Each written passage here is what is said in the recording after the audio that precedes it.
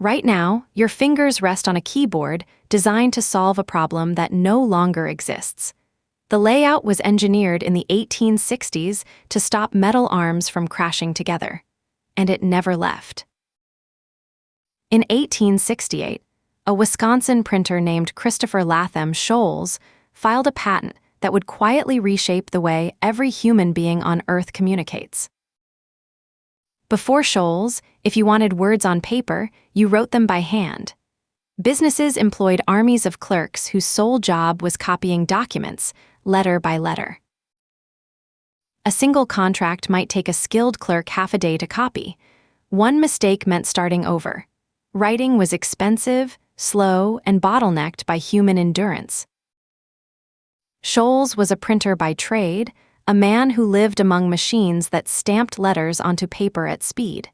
He couldn't stop asking, why couldn't writing work the same way? In Milwaukee, in 1866, Sholes partnered with mechanic Samuel Soule and amateur inventor Carlos Glidden. Together, they set out to build what no one had yet managed to sell: a practical writing machine. The early prototypes were a mess. One version typed only numbers. Another left impressions so faint they were barely legible. Progress was slow and expensive. By 1867, they had something that actually worked. It typed capital letters onto a strip of paper. It was clunky. It was remarkable. On June 23, 1868, the United States Patent Office granted their patent. The typewriter was officially real. But the arrangement of those keys was still unsettled.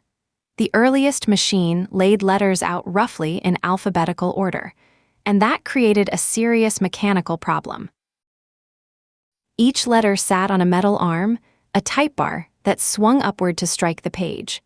Type 2 common letters in quick succession, and those arms would collide mid-swing.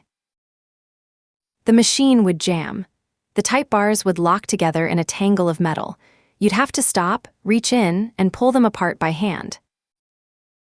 Sholes' solution was to rearrange the letters entirely, separating common pairs so their type bars sat physically far apart, giving each one time to fall back before the next swung up. T and H appear together constantly in English. Sholes separated them across the board. E and R split. O and N pulled apart. The layout was built around preventing collisions. He spent years testing different arrangements and gathering feedback from typists. The layout shifted again and again. Every version was a mechanical compromise, not an ergonomic ideal. Then something unexpected happened. Telegraph operators, professionals trained to transcribe Morse code at high speed, discovered the typewriter. These operators had to convert incoming signals into readable text faster than any handwriter could. A typewriter, once mastered, let them keep pace with the wire. They became the typewriter's first power users. Their feedback shaped the layout, which pairs jammed, which finger movements felt natural, which sequences broke rhythm. By the early 1870s, Sholes had settled on an arrangement he believed in. It wasn't elegant. It wasn't scientific. It was a hard-won mechanical compromise. Sholes needed a manufacturer. In 1873, he struck a deal with E. Remington and Sons, a company better known for making rifles and sewing machines. After the Civil War, Remington needed new products. Their Ilion, New York factory had the precision metalwork and the workforce. A writing machine wasn't so different from a rifle mechanism. In 1874, the Remington No. 1 went on sale. It typed only uppercase letters, cost around $125, and came in a cabinet that looked exactly like a sewing machine. Look at the top left row of letters on your keyboard right now. Q, W, E, R, T. Why that arrangement was fixed on the Remington No. 1. It has not meaningfully changed since. At first, sales were slow.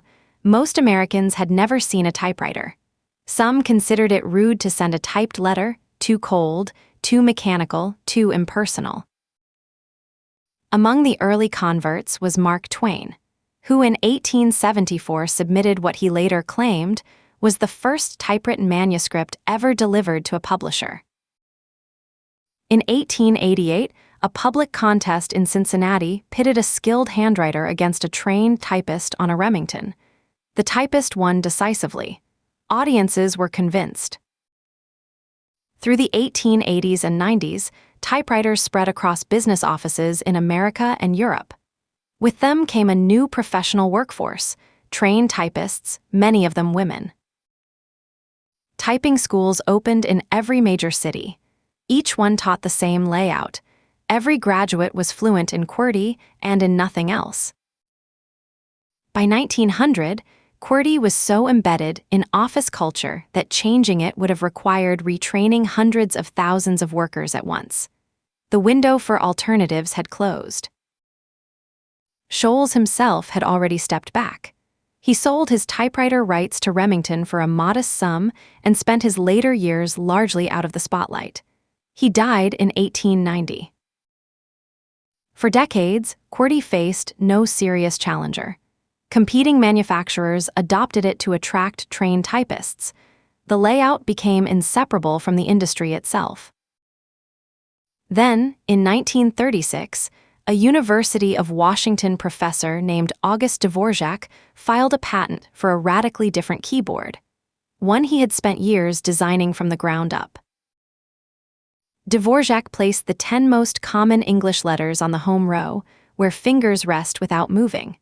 He argued his layout was faster and far less fatiguing than QWERTY. During World War II, the United States Navy ran training trials using the Dvorak layout. Results appeared promising. For a moment, it looked like QWERTY finally had a genuine rival. It didn't happen. Retraining the existing workforce would cost far more than any efficiency gains could justify. Manufacturers had no incentive to retool. QWERTY survived on sheer inertia. Then came the computer. Engineers designing keyboards for terminals in the 1960s and 70s faced a choice: invent something new or use what trained typists already knew. They chose familiarity. Every terminal, every personal computer, every laptop that followed used QWERTY because the people who would type on them already knew how.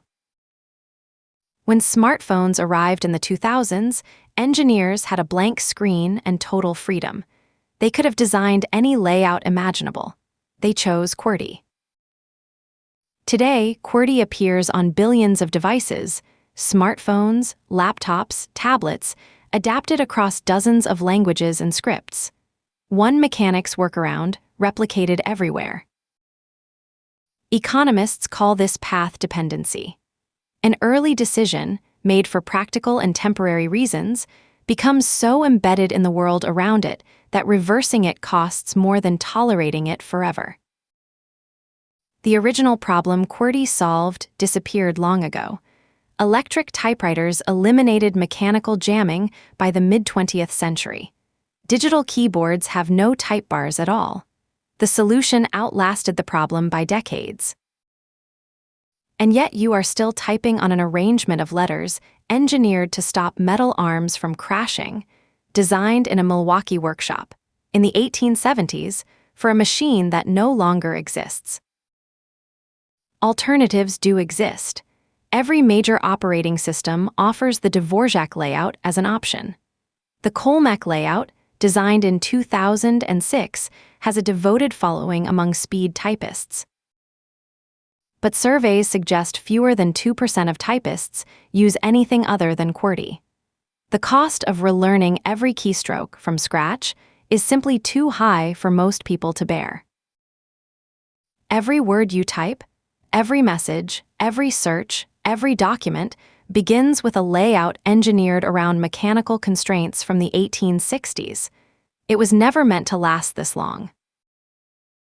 The QWERTY keyboard is, in many ways, a beautiful accident. A stopgap solution that became permanent because the world built itself around it before anyone thought to look back. This is Origins. Subscribe and come back tomorrow. There's a new origin every single morning.